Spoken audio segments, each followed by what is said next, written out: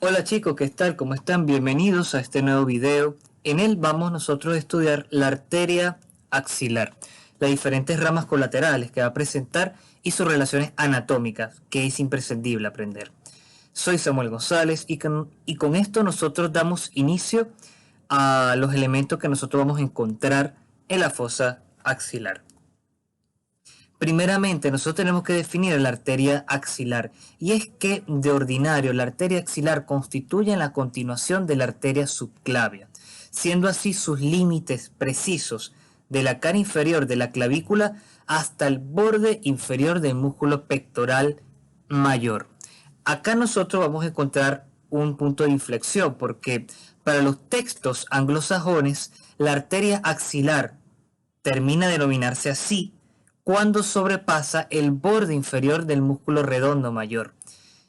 Si bien es algo que aún se sostiene en la actualidad, muchos autores discrepan con esta posición, porque el punto más inferior limitante de la fosa axilar es el músculo pectoral mayor, es justamente su borde inferior. Por lo tanto, si nosotros nos estamos refiriendo a una arteria que va a estar en la fosa axilar, es porque en todo su trayecto se va a llamar arteria axilar. Pero reiteradamente eso depende muchísimo del autor que nosotros leamos. Pero los autores clásicos, la escuela francesa, le ha otorgado este nombre de arteria axilar porque va a estar en toda su extensión en la fosa axilar. Y es que cuando sale de la fosa axilar, es decir, cuando sobrepasa el borde inferior del músculo pectoral mayor, se continúa con otro nombre, la arteria braquial u humeral, es lo mismo. Es ahí la lógica aplicada. En el adulto, la arteria axilar, rebobinando un poco, es una arteria de un calibre destacable, de unos 8 a 10 milímetros. La arteria axilar va a estar acompañada de elementos venosos, como la vena axilar, que es afluente de la vena subclavia, y va a estar también en relación muy íntima con el plexo braquial. Y esto es algo que también quiero hacer mención especial. Hay algunas porciones de nuestro cuerpo del que estos elementos arteriales, venosos y nerviosos no entran al unísono, como pasa en estos miembros inferiores. Por un lado tenemos la arteria femoral, pero por otro lado nosotros vemos que el nervio ciático, por ejemplo, tiene un trayecto que no tiene nada que ver con el trayecto de la arteria femoral.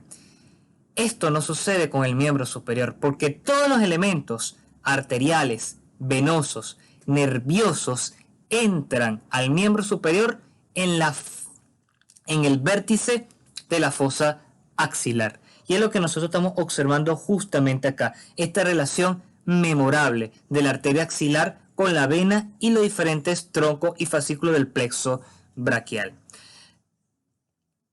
La arteria axilar va a presentar varias ramas acorde a su relación con el músculo pectoral menor. Y esta es su relación anatómica, no la más importante, pero sí hay que tenerla en cuenta, porque con base, que aquí vemos el músculo pectoral menor, con base a su localización con respecto al músculo pectoral menor, vamos a encontrar tres porciones distintas. Tenemos una porción prepectoral, es decir, que va a estar antes del músculo pectoral menor, disculpe.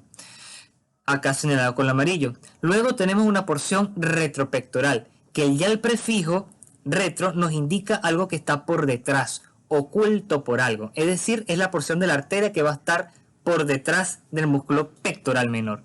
Y finalmente tenemos la porción más larga, la de mayor acceso a un punto de vista clínico, la porción postpectoral señalado en morado. Acá nosotros vamos a estudiar por cada porción. Vamos a estudiar la porción prepectoral, luego la retropectoral, finalmente la postpectoral, estudiando las diferentes ramas colaterales y relaciones anatómicas que hay que tener muy en cuenta. Vamos a empezar entonces con esta primera porción, la porción prepectoral. En la porción prepectoral, Testis nos dice de que la arteria axilar siempre va a estar situada lateral a la vena axilar. La vena axilar además nos comunica que va a tener un volumen incluso 3 veces mayor en comparación a la arteria axilar y que siempre la va a sobrepasar sobre su cara anterior. En esta porción prepectoral nosotros no vamos a encontrar el nacimiento de arterias importantes. Sin embargo, vamos a encontrar inconstantemente la arteria torácica superior, que es un ramo inconstante. Incluso algunos autores no tienen la molestia de explicarlo, como por ejemplo Laterhead o Pro. Pero acá nuestro amigo Rubier sí nos explica esta arteria torácica superior. Se dice que es la más fina, de menor calibre de todas las ramas colaterales de la arteria axilar. Además de que este va a nacer en toda su cara anterior.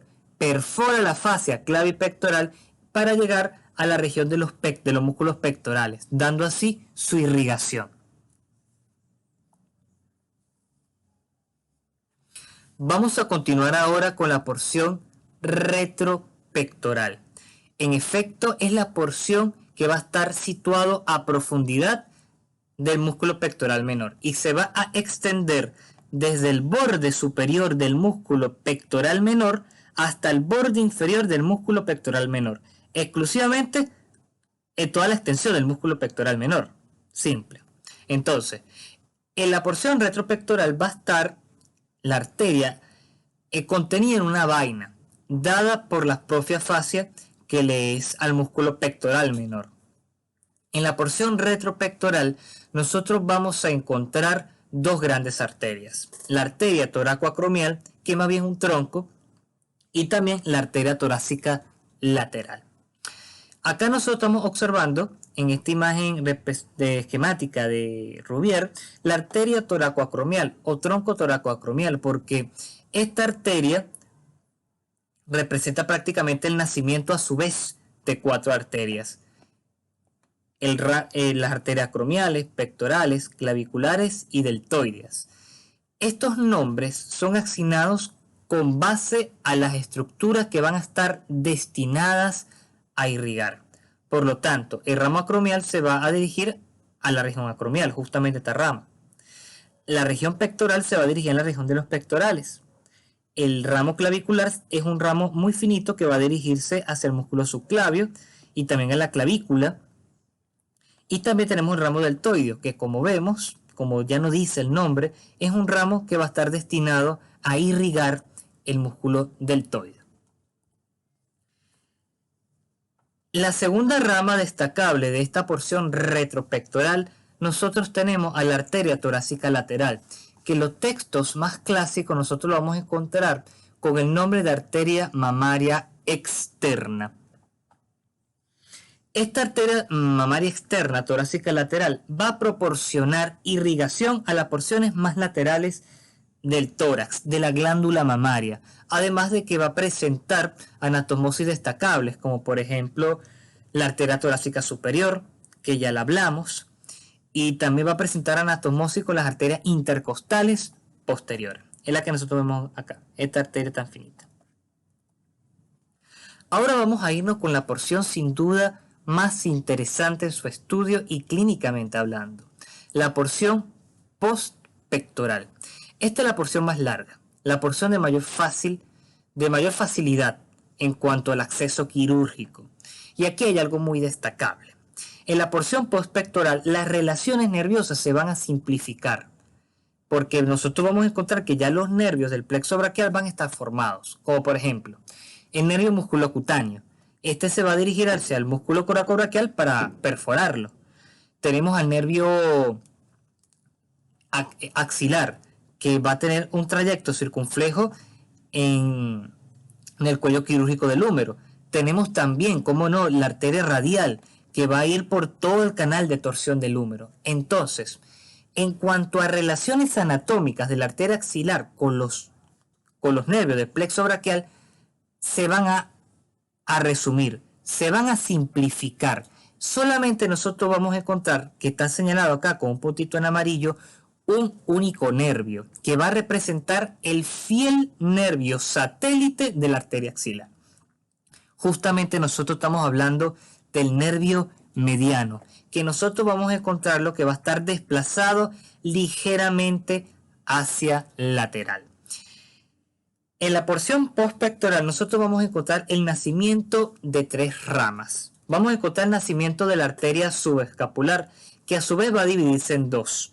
Esta es la rama más voluminosa colateral de toda la arteria axilar. Vamos a encontrar además dos arterias que se van a anastomosar alrededor de la metáfisis del cuerpo del húmero, que es sin duda lo más fácil. Vamos a hablar entonces de esta rama subescapular, que no está de más recordar y reiterar que es el ramo de mayor calibre de toda la arteria axilar. En su nacimiento, la arteria subescapular va a dar algunos ramos finos para el músculo subescapular. Y esta arteria subescapular se va a dividir en dos ramos. En una rama toracodorsal y en una rama circunfleja de la escápula. Que esta última va a presentar más ramas, así que mucha atención. La arteria toracodorsal va a descender por toda la porción lateral de la caja torácica y se va a distribuir en los músculos más cercanos, como por ejemplo los músculos intercostales, el serrato anterior, el dorsal ancho, etc. Y como no, también va a brindar irrigación a la piel de esta zona de la caja torácica. Vamos a encontrar además la arteria circunfleja de la escápula, que esta va a perforar o va a pasar por el espacio pectoral medial e inmediatamente se va a dividir en tres ramos. En un ramo para el músculo subescapular, que no lo vemos acá porque evidentemente tenemos una vista posterior, va a dar un ramo ascendente que se va a anastomosar con la arteria infraespinosa. Y finalmente nosotros vamos a tener una rama descendente que va a seguir por todo el borde axilar o lateral de la escápula hasta su llegada hasta el ángulo inferior. Y es acá donde se va a anastomosar con la arteria toracodorsal. Vamos a hablar ahora con lo que sin duda es lo más fácil, las arterias humerales circunflejas. A la altura del cuello quirúrgico del húmero nosotros vamos a encontrar un circuito, un anillo vascular anastomótico entre dos arterias humerales anteriores y posteriores. Vamos a hablar primero de la anterior, porque la anterior presenta una particularidad, va a dividirse en dos ramas.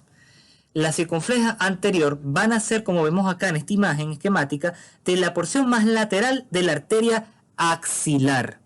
De aquí se va a dirigir hacia el cuello quirúrgico del húmero, cubriéndolo anteriormente a profundidad de músculos, como por ejemplo el coracobraquial, el bíceps. Acá va a dar dos ramas. Una rama ascendente que va a seguir su trayecto por todo el surco intertubercular y una rama lateral, que es la rama lateral que sí se va a anastomosar con la arteria homolateral, con la arteria del otro lado. Entonces, no es que la arteria humeral anterior se anastomosa con la humeral posterior, no, es que una de las ramas de la arteria humeral anterior se anastomosa con la arteria humeral posterior. ¿Y cuál es esta rama? Justamente esta arteria lateral, porque esta arteria ascendente se va a dirigir pues precisamente al surco intertubercular. Vamos a hablar ahora de la arteria circunfleja posterior. Esta va a perforar el espacio axilar lateral y se va a dirigir hacia el cuello quirúrgico también del húmero, siendo satélite del nervio axilar. Este es sin duda mucho más voluminoso, esta arteria más voluminosa que la precedente, que la humeral anterior, y se va a anastomosar con el ramo lateral de la arteria humeral anterior, formando un anillo vascular, un anillo anastomóstico, que va a estar dispuesto en toda la metáfisis del húmero. Entonces no solo encontramos el nervio axilar, sino también justamente este anillo vascular. Con esto nosotros finalizamos nuestro video. Espero de que esto te sea de tu contribución académica y dale aquí abajo, sígueme, dale me gusta, compartilo con tus amistades y cualquier contribución de tu parte se va a tomar en cuenta. Muchas gracias y nos vemos a la próxima.